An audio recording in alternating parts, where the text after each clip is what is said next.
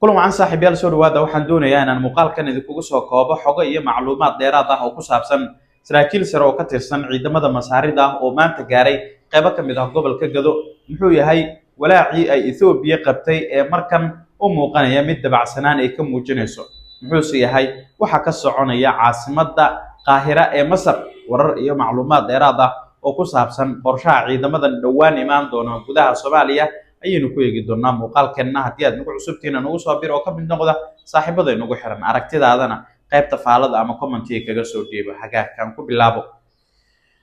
saacadii ugu dambeysay waxaa baraha bulshada si weyn u qabsaday sawirro iyo muuqaalo laga baahiyay saraakiil tababar loogu soo xiray dalka Masar kuwaas oo gudaha Soomaaliya dhawaan imaan doona iyo ciidamada ay hogaamin doonaan waxayna qayb ka noqon doonaan howlgalka midowga Afrika ee nabad ilaalinta Soomaaliya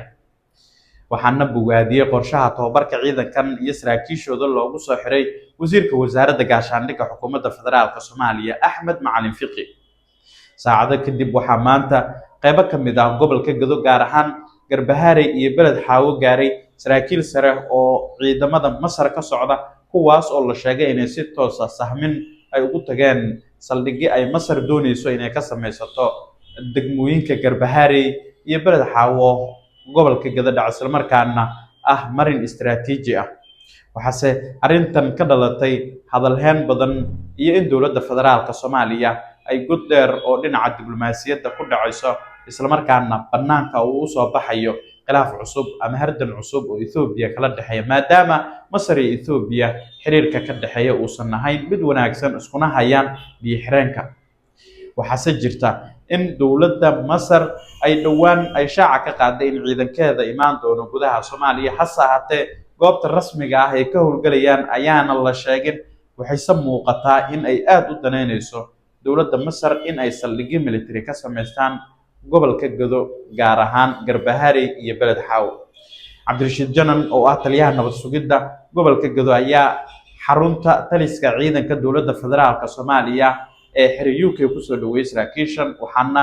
la geeyay goobo istiraatiiji ah oo loo arkay inay saldhig ka sameysan karaan hasa hatee ilaa imikan Masar go'aan rasmi ah kama gaarin qorshaheeda dhismaha saldhigyadan ay ka hirgelinayso Garbaharey iyo Beled Xaawo marka la eego arintan saameyn xooggan ayay ku leedahay dawladda Ethiopia safiirkeeda cusub ee Soomaaliya dhawaan madaxweyne Xasan Sheekh Maxamuud warqadaha aqoonsiga uu ku gudoomay waraysi uu bixiyay ayuu ku sheegay in arintan wax saameyn aysan ku yeelan doonin in ciidamo ka socda masaarida ay yimaadaan gudaha Soomaaliya wuxuuna si cad u sheegay in Ethiopia aysan arintan sinaba u saameyn doonin waxa meesha ka baxaya walaacii laga qabay in Ethiopia saameyn xooggan ay ku yeelato imaatinka ciidamada masaarida wixii xogahay macluumaad dheeraad ah ku soo kordha wararkeena dambe ayaad ku daawan doontaan la sii jooga saaxiibayaal nabadgelyo